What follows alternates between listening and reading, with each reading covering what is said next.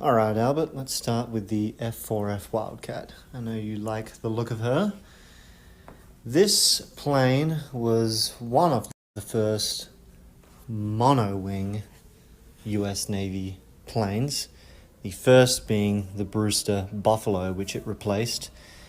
We all like the Buffalo because of its short, fat, thick, armored little self that it was, but the Buffalo is actually not that good.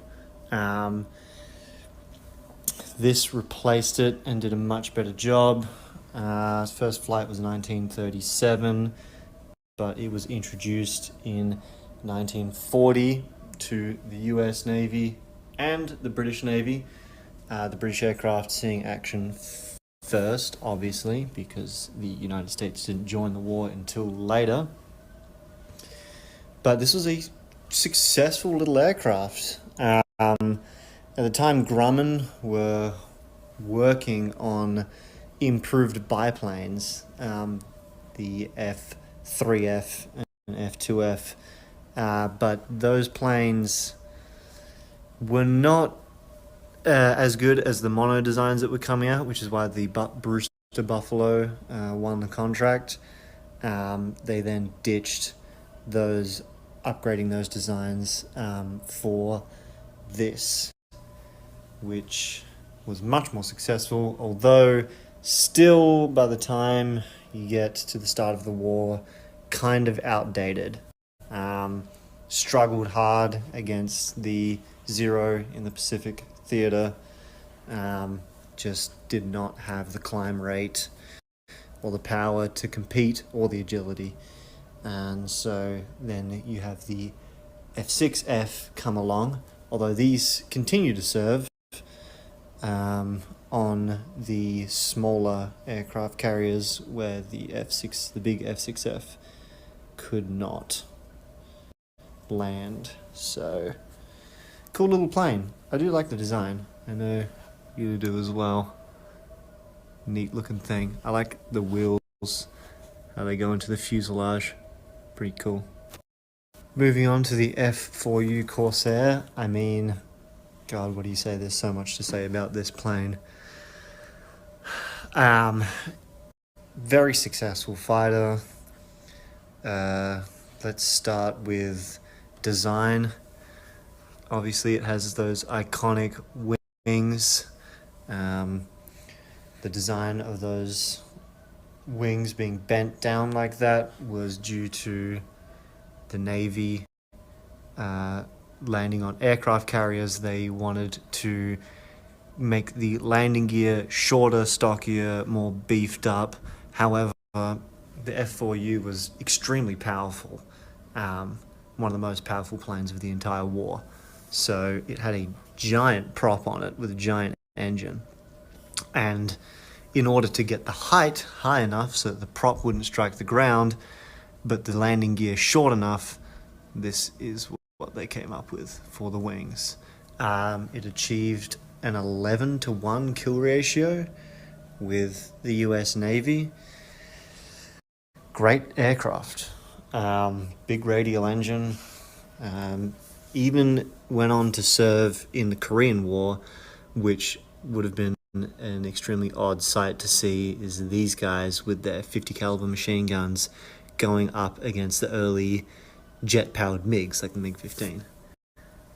But they did, and they were successful. They held their own. You would think it would be totally eclipsed by a jet-powered aircraft, but not so. These had an amazing climb rate, super fast planes. Issues with landing on aircraft carriers, though, because of this long nose and the relatively low sitting position of the pilot. It ended up being eclipsed by the F6F Hellcat for carrier operations in the Second World War, but continued to serve the Navy for a long time. So, pretty cool plane. The F6F Hellcat. Does it strike any resemblance? Of course it does. But powered by the same engine as the Corsair, the Double Wasp radial engine, producing 2,000 horsepower. Improved for carrier landings, mainly due to, the design of the cockpit and the nose. This was an extremely rugged plane, and they proved themselves to be fantastically capable, outperforming the Zero in the Pacific Theater, had a superior speed, climb rate, and surprisingly agile. These aircraft in the US Navy as well as the British Navy stacked up over 5,000 enemy aircraft kills, which made it the deadliest naval aircraft of the Second World War. As you can see, this is a late war variant because she has some rockets on her, and also a fuel tank underneath. Not as pretty as the Corsair by any means, but very effective. The F-9F Panther, our first jet-powered aircraft. This one, we're down to 1/100 scale now, so this is not scale with this. The model itself is actually really weighty, very heavy, and the paint is super nice on it. So that's cool. This guy's carrying some bombs on him. But this was one of the first jet-powered naval carrier-based fighters. Certainly one of the more successful. First flew in 1947, introduced in 1949. They came in this silver color, but also blue. Navy used them, the Marines used them. The only export was Argentina. But this little guy was a little single seat, single engine, jet-powered aircraft. It was the first jet-powered plane that the US Navy Blue Angels aerobatic team used, and also was used extensively by Neil Armstrong and other astronauts who served in the Korean War. Pretty cool little plane. This guy was a straight wing with fuel tanks at the ends of the wings. It would then be developed into the F-9 Cougar, which bears a lot of resemblance, but went to a swept wing design and ditched the fuel tanks at the end of the wings. It had 4 20mm cannons, so the US finally deciding to do away with 50 calibers on everything. Successful plane. It was the first plane to record a kill the first naval plane, to record a kill in the Korean War, shooting down a Yak-9. And went up against MiG-15s a lot, so there you go. I really like the detail on this model. It's very beautiful. It's nicely done. Got this one from eBay. The F-8 Crusader. One of my favorites, but definitely a strange design as far as more modern aircraft go. First flight in 1955, entered service in 1957. This model here is an Italian. It's made in China, but they were like an Italian designed model. It's kind of a bit vintage, actually. This little guy, 1/100 scale. Last of the gunfighters, the F-8 Crusader. It was the last US Navy aircraft to be designed with guns as its primary weapon. It had 20mm cannons on it, but it was also equipped with air-to-air missiles, which at the end of it all, it would end up getting most of its kills with missiles and not with guns. The guns turned out to be horribly unreliable and couldn't really withstand the G-forces that this guy could pull off. It went up against the F-11 Tiger, which I don't have a model of, but I would like to get one of, but they're really difficult to find. Which the F-11 Tiger, of course, being known as the first plane to ever shoot itself down. This guy was also supersonic, so it could technically outrun its bullets as well. But it was much more reliable than the F-11, which meant it stayed in service for much longer and had a very successful service. Strange design, like I said. You've got a high wing design on a modern jet-powered aircraft, which is odd. The reason why is the solution that the F-8 came up with the problem of landing on aircraft carriers and being big and heavy and fast, was to incorporate a variable incidence wing. You've probably heard of variable sweep wings before, like we have on an F-14 Tomcat or a B-1, something like that, or an F-111 Aardvark. But the variable incidence wing, you can actually see that line there is supposed to be there. This whole wing had a hydraulic piston underneath it and would lift up. So the angle of the wing was much steeper compared to the angle of the aircraft, and it could achieve a slower approach speed for the same angle of the fuselage. So pretty interesting. Also equipped with dog teeth. These are just try to prevent out. The F4 Phantom II, iconic plane. Let's start with design. The dihedral wings, 11 degrees of upsweep on the wings. The reason for that was that in supersonic flight or high-speed flight, it was found that the Phantom didn't have much lateral stability with a flat wing design.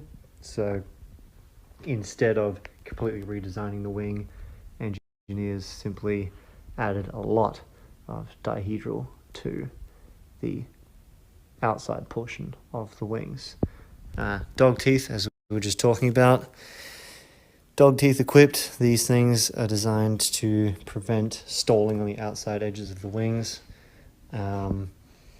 Pretty cool plane. Oh, and the F-8, before we move on, built by Vought. Yes, Vought, like Vought in The Boys, who also built the F4U Corsair, and of course the F-8 was developed into the A7 Corsair II, which is basically just a shorter, fatter version of this.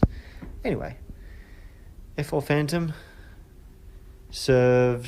introduced in 1960 and served until I think 1983. Very long service life, very successful, served with all three branches of the United States, the Air Force, the Marines, and the Navy.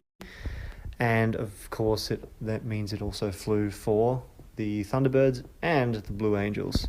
Pretty cool. Mark 2.2 capable, tandem seat, twin engine aircraft. I call it the Flying Brick because it was basically not that maneuverable, but very, very fast, and proof that if you strap enough engine to anything, it can fly.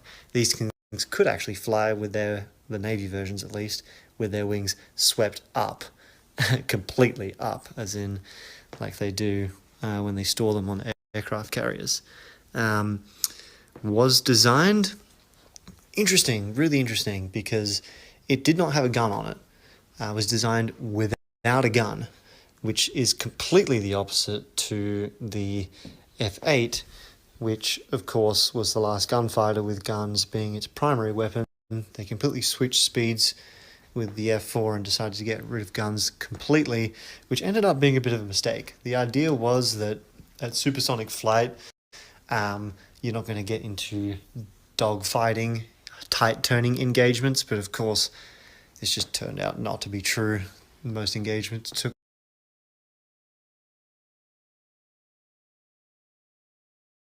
place in subsonic flight and quickly got slower and slower as both fighters intercept each other. They would later just add gun pods to the underneath of the aircraft in 1965 to make up for the lack of gun. But very successful fighter, served with the Israelis as well. They shot down a lot of enemy aircraft with the F-4 and continues to serve in some air forces. I think the Greek, maybe the Turkish, maybe Iran as well. I'm not sure. But yeah. And this model is really cool as well. I mean, obviously I love the shark teeth painting on the front, but it's got some very, very detailed features on the painting and the stickers and the sort of, divots for the body paneling. Pretty cool.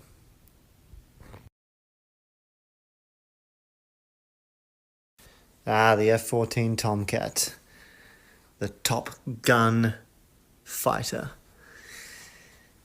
First flight 1970, retired in 2006.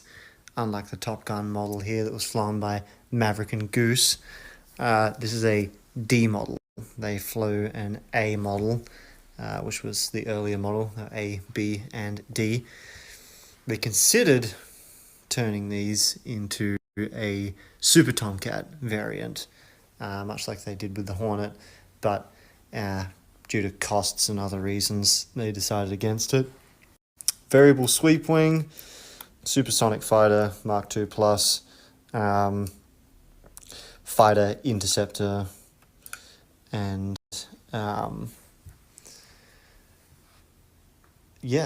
they were a cool plane, a little two-seater. They used primarily AIM-54 Phoenix air-to-air missiles, radar-guided missiles, which are these big guys under here. The thing with the Tomcat being variable sweep wing is that... Oh, get that back in there. There we go. You can't mount any munitions on the wings themselves. But as you can see, it's very flat, wide body. So a lot of the lift that was generated from the fuselage itself. And you can see the wings sit quite far back on the frame. But yeah, the actual airframe itself created a lot. Anyway, continuing my episode before I was so rudely interrupted by Liam's call, we shall move on to the FA-18 Super Hornet. Obviously, this guy is the new improved version of the Legacy Hornet. Bigger, higher payload, more thrust, but otherwise very, very similar in look. Easy way to identify them apart.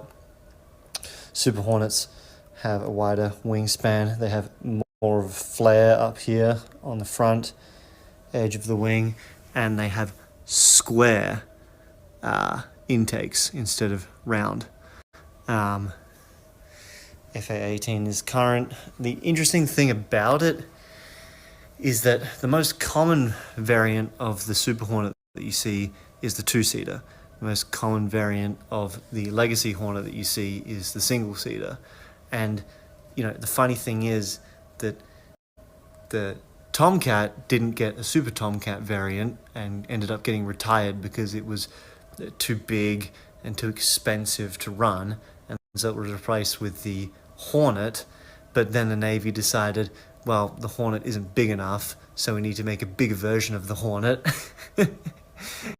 And you almost come full loop back to, something that's more like an F-14, where it's like, well, the FA-18 is a single-seater and it's not big enough and doesn't have the payload capacity and the thrust and da-da-da-da, so we'll make a bigger version of it that we're going to predominantly buy in twin-seat versions.